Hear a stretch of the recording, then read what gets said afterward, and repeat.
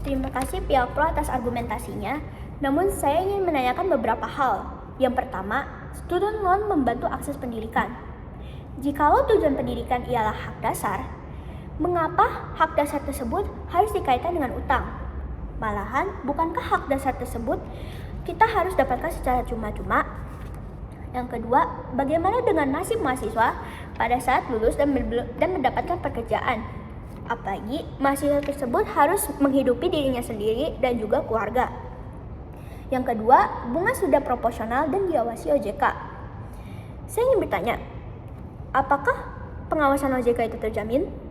Apalagi di masa-masa sekarang, masyarakat itu belum tentu percaya dengan program-program yang diberikan kepada pemerintah.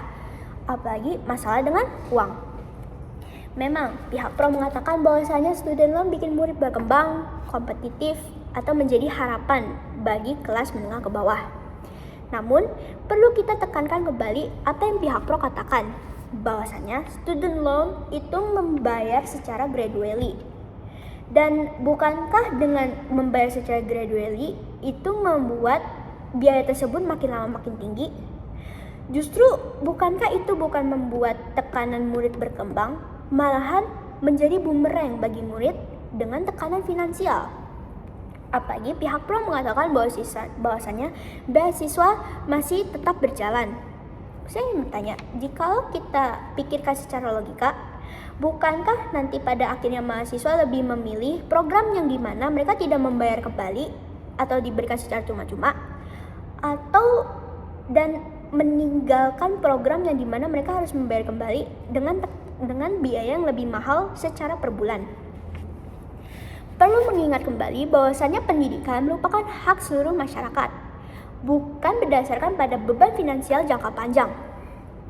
Student loan memang merupakan salah satu cara biaya kuliah.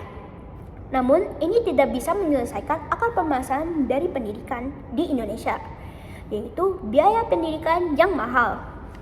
Apalagi ekonomi dan rata-rata gaji UMR yang rendah yang didapatkan oleh masyarakat. Dan jika kita membandingkannya dengan Amerika yang dikatakan tadi, Amerika itu student loan-nya bisa mencapai ratusan juta. Tetapi gaji yang didapatkan oleh masyarakat itu sudah sepadan. Yang lalu, apalagi di Indonesia itu kekurangan lapangan pekerjaan, akses yang elitis dan kepercayaan pemerintah.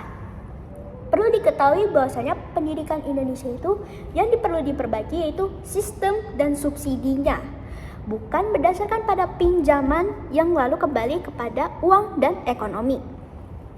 Maka dari itu, saya berada di pihak kontra untuk mosi kali ini. Karena student loan itu bisa membuat potensi generasi muda yang terlilit uang, tekanan finansial yang tinggi, dan tidak menyelesaikan akar masalah pendidikan yang mahal. Yang pertama, generasi muda yang terlilit uang.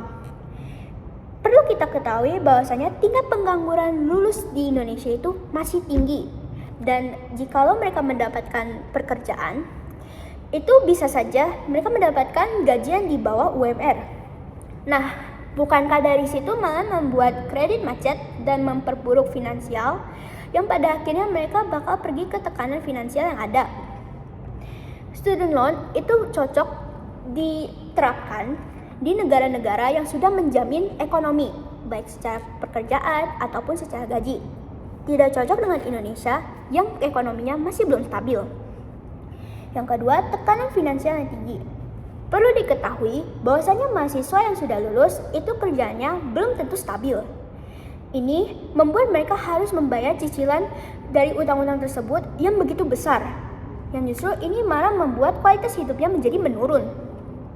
Nah, dari situ, ini malahan membuat mahasiswa bingung apakah mereka harus membayar utang tersebut atau mereka harus membayar kebutuhan sehari-hari. Ingat kembali bahwasanya masalah pendidikan di Indonesia yaitu biaya yang mahal. Maka dari itu, pilihan yang tepat yaitu subsidi dan juga bantuan-bantuan distribusi pendidikan dari pemerintah, bukan berdasarkan pada utang ataupun ekonomi yang harus dibayar kembali oleh mahasiswa. Lalu yang terakhir, ini tidak bisa menyelesaikan akar masalah pendidikan yang begitu mahal. Perlu mengingat kembali yang sudah seperti dikatakan, student loan itu hanya menunda pembayaran, bukan bikin murah, atau bahkan itu harus dibayar kembali oleh mahasiswa. Sehingga ini bisa saja univ-univ itu menaiki biayanya. Dan ini membuat potensi biaya itu semakin tidak terkendali. Mengingat kembali bahwasannya di Amerika itu bahkan utang-utang dari pendidikan itu mencapai triliunan.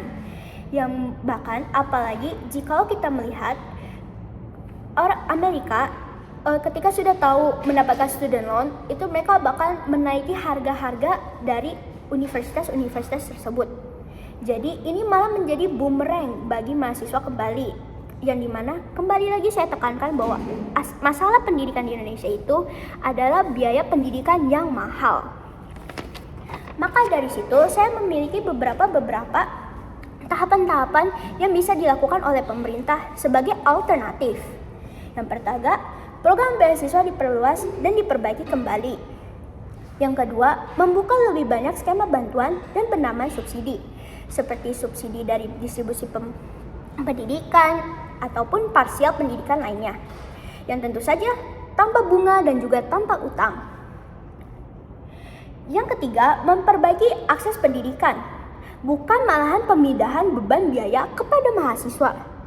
Lalu yang terakhir, pengawasan evaluasi distribusi dana, mulai dari distribusi dana fasilitas, distribusi dana bantuan pemerintah, dan lainnya. Pada akhirnya, student loan ini bukan bentuk demokrasi pendidikan. Malahan, ini merupakan normalisasi utang bagi mahasiswa. Jikalau negara mau tingkatkan kualitas sumber daya manusia, maka yang harus dikurangi yaitu hambatan pendidikan di Indonesia.